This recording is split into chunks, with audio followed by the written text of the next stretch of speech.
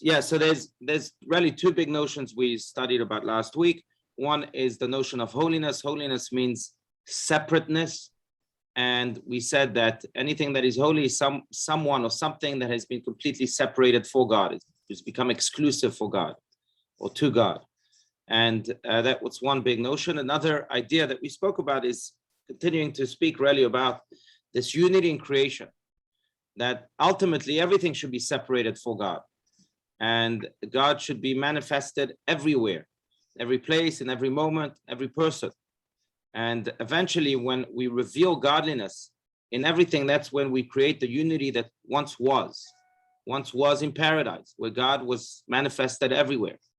And in a way, that's really the idea of Mashiach, that the world will once again reflect God's unity in history books as much as in the Torah, in stones as much as in the Torah scrolls. God is united again through all fragments of his creation, so to speak. Okay, that was those were the two big ideas that we spoke about. Let's continue here at the bottom of page 163. Does anyone want to read? Okay. Anyone? Thank you, Margo. Go for it. Okay. Rabbi Isaac Meir of Gur, author of Chidushei Harim, once asked his Hasidim, "Where is God?" "What a question," wondered the Hasidim. "God is everywhere." The rabbi replied that this is not precise. God is only where he is allowed to enter. This story is characteristically sharp and concise formulation by Rabbi Isaac Meir of the concept discussed here, that God dwells only wherever there is self-abnegation to him, where there is no unequivocal subordination to God, where he is confined to a specific date and time or to certain conditions. God does not enter at all. The infinite being pervades every corner of reality, leaving no place for any other existence. So the only way to relate to the infinite being is from a standpoint of utter self-abnegation. The closer to him one approaches, the more meaningful one's relationship to him is, the more one's being is negated, and the more the supernal holiness dwells and manifests itself in one's life. Right. It's a very powerful idea, but it's an idea also that applies to every aspect of life. I once asked a musician, pianist, concert pianist, not Amy, who's also a concert pianist here, but someone else. I remember many years ago, I asked that concert pianist, when is the peak of her performance? When does she feel that, when she's in the middle of the concert, when does she feel that that's it? She reached the peak, and she's hitting all the right notes and so on. And she told me that the peak of a performance, she feels that the peak of performance is when she's not present. So I said to her, "What do you mean?" And she said, "Yeah, it's when it becomes about the music and not about me. When the music is just flowing through me. It's the music, it's not me. When I'm not present, the least I can be present, the better the performance." So it's true in music, it's true in parenting. That's why they tell you, don't shout at your children or spank them, like used to be the custom. Not anymore, because today you get in trouble, but the Maimonides says that you should spank your children from time to time. He quotes the verse of King Solomon, that one who avoids using the stick hates his child, whatever. But in any case, in parenting, you have to, and by the way, I'm not advocating here for any spanking, any type of spanking. You really have to think hard before you spank, if you spank your children. But the point is that in parenting, you can't react to your children because you feel angry. It's not about you and your feelings. You can only react to your children or respond to your children, which is the better word, if you're educating them. If that's the purpose, to transmit something that is greater than you and your feelings, to transmit an idea of education. It's true in education. It's true, I think, in any area of life, in work, at home, in life, that it's not about us. It's about that which is greater than us. And when it is about that which is greater than us, greater than our feelings, no matter how hurt we can be, no matter, it's not about me. Life is not about me. it's about something that's greater than me, God himself, then God can become that flow that I'm a vehicle to. And that really is this idea of self-abnegation, or otherwise called bitul, as we mentioned, or self-nullification. And when you do that, then you allow God in, as Rabbi Yitzchak Meir Alter would say here.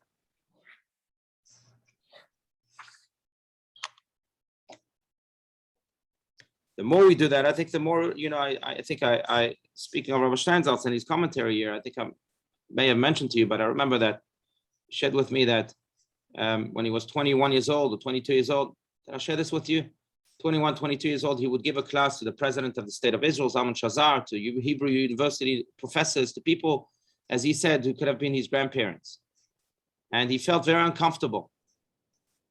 And at one point, he came to the realization that these people didn't come to listen to him.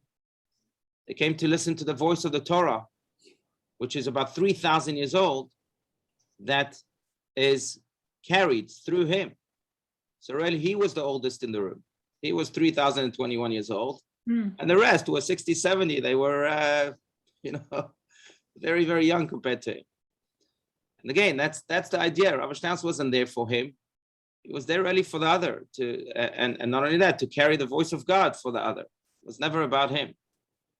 It's almost like a flame. If you look at a flame, maybe that's why the soul is compared to a flame. We say that's why we light Yortzeit candles. Ner Hashem nishmat adam. The soul of man is like the candle of God. The fire that doesn't want to be there. It's not about its shape. It's not about its wax. It's not about anything about it. The fire, the only thing the fire wants to do is to reconnect to its main source of fire, to ascend. And it's not about them. It's not about my own flame, my own ego. It's about God and reconnecting ourselves to him, and particularly becoming a vehicle to him. So that's the idea. Any comments? Yes, Ronnie, please.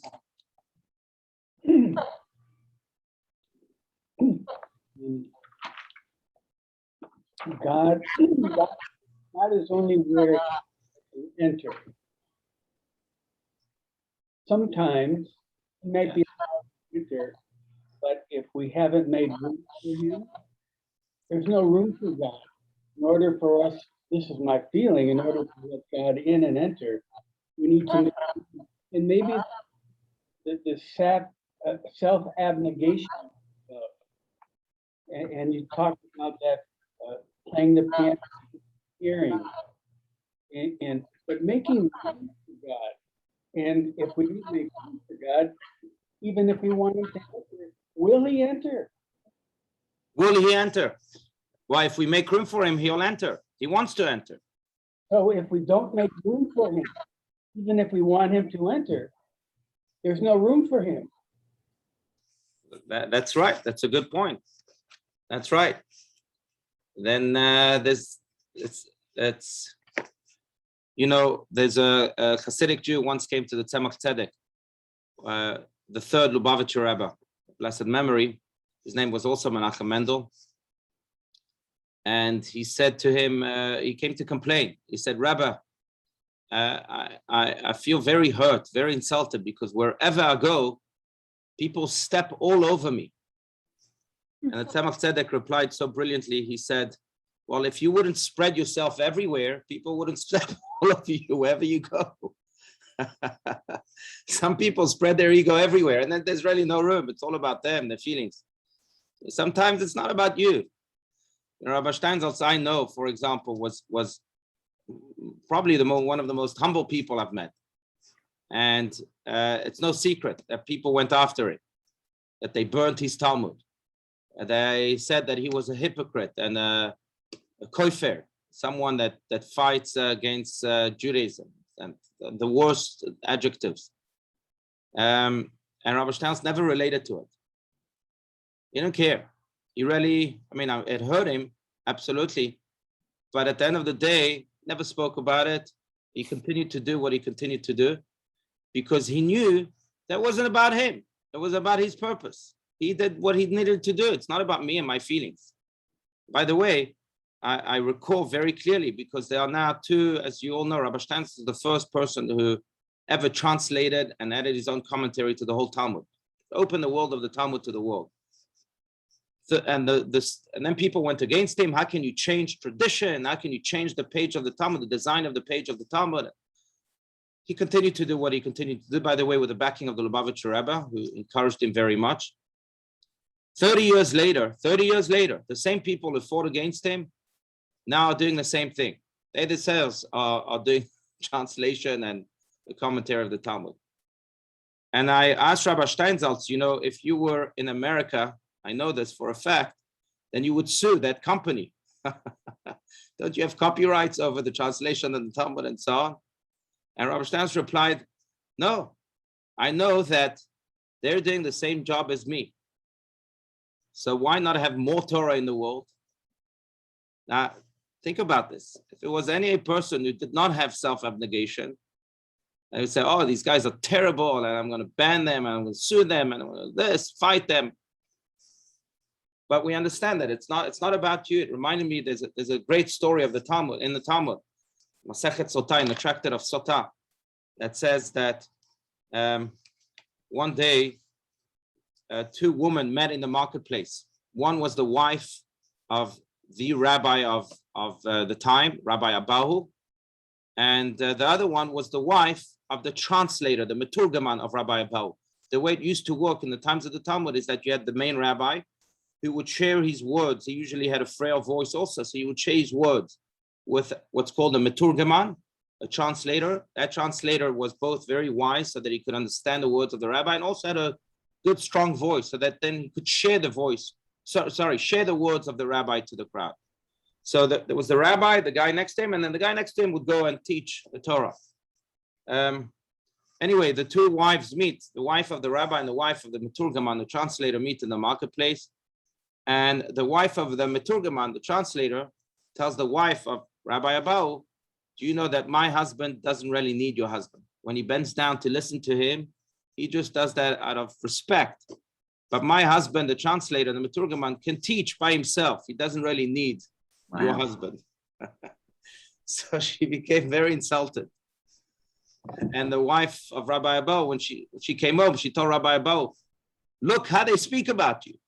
I just met the wife of the Meturgaman, and she says that her husband doesn't need you, that you can retire, you can take over and teach. And Rabbi Abahu responded so brilliantly. The words of the Talmud are like this: Mini umine istalek leila. And what do you care? Whether it's from me or from him, let God be exalted. It's not about me. Rabbi Abahu said, okay, as long as the word of God is being taught, I don't mind whether it's from me, from him. What difference does it make? That's self-abnegation. Now, it's hard to achieve that level. I recognize that. But it's certainly the purpose. And I know we live in a very feeling-based generation. And we get insulted very quickly, but not only that, it's more about, our feelings are almost at the driver's seat. And we decide things, even that expression of, I feel you, I feel it, I feel it's wrong. Why is it why is everything about feelings now? What about the mind thinking first, whether analyzing things, or why is it not about the soul that's self-abnegated? Yes, Ronnie. So listening to you and getting back to my question about allowing God to enter, we have to make, and I'm looking for a comment, that Rabbi Steins felt that way in the story you just told, but we need to make room for God, and in order to make room for God, we need to let some of our ego out.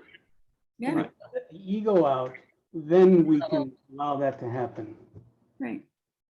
Very well said. That's correct. That's right. Absolutely. And I think it's probably the most important thing in life as we grow and as we reach an age where ego is in my way, get rid of it and let God in.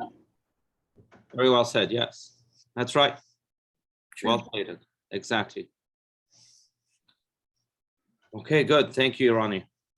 Any other comments before we continue here? No, anyone? Okay. All right, let's continue. 164. Whether actually, as in the case of the supernal angels, does anyone want to continue to read?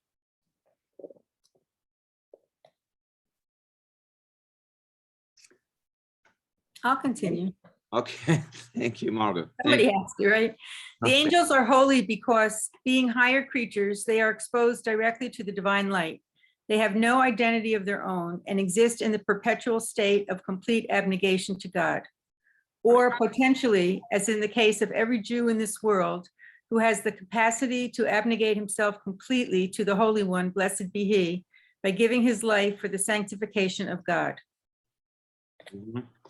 The Continue a Jew, little more. Yeah. the Jew, as a physical being on earth, might not be in such a state of self-abnegation at all times, but he possesses the potential to utterly negate his very existence to God. For this reason, and for this only, a Jew is a holy being, not because the Jew is more clever, more compassionate, or more successful, but because he has the capacity to negate himself to God. Further on in Tanya, the author defines a Jew as one who at the moment of truth will be prepared to sacrifice his life rather than disrupt, even for a moment, his bond with God. A Jew is one in whom union with God and self-abnegation to him are implanted in his soul. Should anyone ever attempt to separate him from God, this latent bond will be invoked in all its intensity to the point of self-sacrifice. From this potential for utter self-abnegation, implicit even in the most wicked and sinful Jew, the holiness of the Jew derives. Right. So there's this potential that lies very, very often hidden, but we've seen this in history, that so many Jews refused to convert to Catholicism or other religions when it was imposed upon them, and instead decided to die and to shout Shema Yisrael as they were dying, even though they may have been very far removed from Judaism throughout their lives. And I don't know, a more modern example is the example, maybe there are many, but the one that comes to mind is of Daniel Pearl. Daniel Pearl, who called himself a universalist, not necessarily a Jew. And when was it? In 2001. It was in 2001 when he was called by these evil terrorists, and they decided to behead him. He was filmed. And what did he say during his very last moments in life? He said, I am a Jew, my father is a Jew, my mother is a Jew, and my grandfather was a rabbi who has a street named after him in Bnei Brak, Israel. Now, how do you explain that? So as a man who did not want necessarily, at least externally, any type of connection with Judaism. He wasn't married to a Jew also. He was far removed. But when push came to shove, that potential was revealed. There's my connection with God. Nothing can take it away from me. Maybe that's why the Talmud says that Afal pi shechata Yisraelu, a Jew can sin 1,000,000 times, but he remains a Jew. There's that connection that is inseparable, that can never be disconnected. Now, very often it lies dormant within, and our goal in life is to awaken it, to think about really what not just what connects us to God, but more importantly also what enables that God to reveal himself through us. And I think maybe it's I think Hashgacha Pratit, as they call it, divine providence, or some would use the word beshert, that we're studying this now on the eve of Rosh Hashanah. Rosh Hashanah, as we all know, it falls tomorrow night for 2 days. And on Rosh Hashanah, I think that's one of the main goals. That's why we blow the shofar on Rosh Hashanah. That's why it's the mitzvah of the day to blow the shofar on Rosh Hashanah. What's the blowing of the shofar? The blowing of the shofar is awakening that voice, that cry that lies deep within, that maybe we didn't quite pay attention to throughout the year. It's the cry of the soul saying, hey, you're much greater than you think you are. You're a piece of God. And that piece of God wants to express itself throughout life, throughout the year. So give it some expression. Reveal that connection. Don't wait for difficult moments in life to reveal it. Reveal it each and every day. That's really the essence of the blowing of the shofar and Rosh Hashanah. Yeah, yes, Ronnie. So why is it so hard? Because as Rabbi Levi Yitzchak of Berdichev put it once on a Rosh Hashanah, Rabbi Levi Yitzchak of Berdichev, who was known as the advocate of Israel, and he turned to God and he said, God, I see you have bad decrees for the Jewish people this year, but you're not fair. It's not fair. Because here you are creating souls and putting them in a human body. And the human body really is the body that interacts with the world, that sees, that's tempted, that's seduced. If you had done the opposite, if you had created bodies and put them in human souls, or divine souls better, and allow those souls to interact with the souls of the world, it would be much easier to follow your ways. In other words, it's not fair that you gave us our bodies as the navigators of this world. You should have given us our souls to navigate this world as the dominant force, right? So because we grow in a body, and the human body is a body that is materialistic, that is seduced by all sorts of things, and the soul is the one that really is not revealed. But if it was the opposite, if the soul was revealed and the body wasn't revealed, it would be much easier. Imagine we lived in a world where we could see only souls, not bodies. And not just in people, but in things, in water bottles, in tables, in chairs. And maybe we can. Absolutely we can, but unfortunately our default setting isn't like that. And I think I just answered my own question. What's the barrier? And the barrier is the animal soul. And the animal soul wants the body's attention. And the comment on that? Right, absolutely. The animal soul that wants to satisfy the body and not necessarily the soul. Now, it doesn't mean that we shouldn't satisfy the body. Again, the animal soul is not negative. We need the body. The body needs to be healthy in order to carry that soul and its purpose, but shouldn't become the focus, the goal. Yeah. I think that's why, really. I think if we lived in a world, and that's really the times of Mashiach, that our level of consciousness will be heightened so that we can see souls. We can see divinity everywhere. That's what Mashiach means. Unfortunately, until then, it's much harder. But that's the purpose. And it's not just in others, but like he's saying here, most importantly, it's in ourselves. To see that infinite soul, that infinite connection we have with God, not just when, chas v'shalom, God forbid, we're threatened or we're threatened with murder.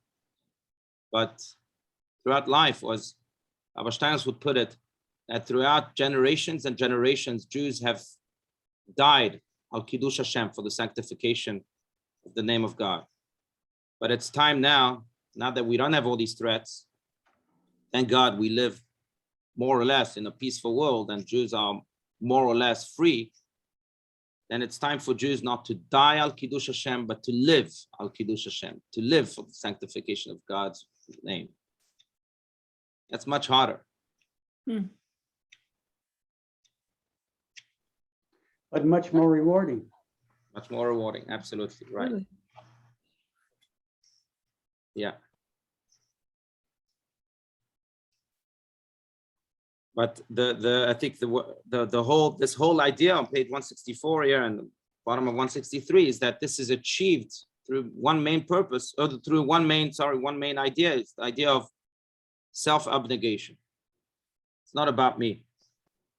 It's about that which is greater than me. It's about what God wants from me, not what I want from me. You know, the question is, what's in it for me? You heard that question before? Why should I do this? What's in it for me? It should be reversed. And the reverse is, what's in me for it? Is there a purpose I have to achieve for it? It should be reversed, yeah. Okay, that maybe just a little bit more. Unless, no, please, any other comments or disagreements? Rabbi Eisen, you're quiet today.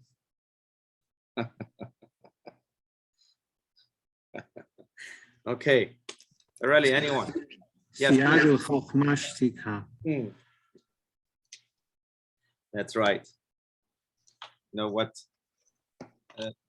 It's on video. Someone once came to the Lubavitcher Rebbe and said that the Rebbe asked him to speak up about this very specific issue going on in Israel, Miu Yehudi, that issue. But I won't get into it. But this man who was a great rabbi said to the Rebbe, "But I don't understand you. In the Talmud, it says that a word is worth just one selah, one coin, and silence is worth two slaim, 2 coins. So I should remain silent." And the Rebbe responded brilliantly, "That's true. But if you have one word, plus one word, plus one word, plus one word, plus one word, if you have many words, then you have many coins, and that becomes more worth than much more worth than silence." In any case, so that's the answer to respond to your comment, Rabbi. And we know that your words are worth a lot. Okay. All right, let's just continue here, bottom of page 164. This is why. Maybe we'll conclude with this idea. Does anyone want to read? This is why our sages thank you, have Ronnie. said that even when a single individual sits and engages in Torah study, the divine presence dwells on him. And on each gathering of 10 Jews, the divine presence rests always. Right. Continue just the first few lines here. Because every Jew possesses the potential of self-abnegation to God, he is a fit vessel for the divine presence to dwell in. When he actually studies Torah, he realizes this potential nullifying himself to the divine wisdom and encloses itself with clothes itself with his mind. At such a time, the divine presence actually dwells in him. This is the case particularly with Torah study, for although a person also actively subordinates himself to God while praying, this is not an utter self-negation, because in prayer, one also asks God for one's personal needs. The Mishnah therefore states that if even a single individual sits alone and studies Torah, the divine presence rests upon him. Right. It's a brilliant idea, and one maybe that can be achieved particularly through study of Torah. Why? Because in the study of Torah, I have to put my perceptions aside, my own ways of thinking and of looking at the world aside, and give room for God's ways of looking at the world. That's what Torah is. What does God want of me? What does God think about this world? And in order to do that again, so we have to self-abnegate ourselves, and then we can understand God. Now, in prayer, we're asking still about our own needs, so there's a little bit of the I involved. But in Torah study, you can't really achieve Torah study without putting yourself completely aside and allowing for God to be present. That's why Torah study really evokes, again, as he says here, evokes the divine presence. The divine presence comes to dwell with anyone studying Torah. Now, I would like to add, there are levels of Torah study that are purely egotistic also. Sometimes I study Torah for my own gain, to make myself wiser, to develop my brain capacity. So that's a little egotistic. So I don't know if the divine presence can dwell as strongly as it would dwell if it wasn't about you. But still, at least the first step of Torah study is a step in which I have to put myself aside to try and understand something. So it's important to keep that in mind too.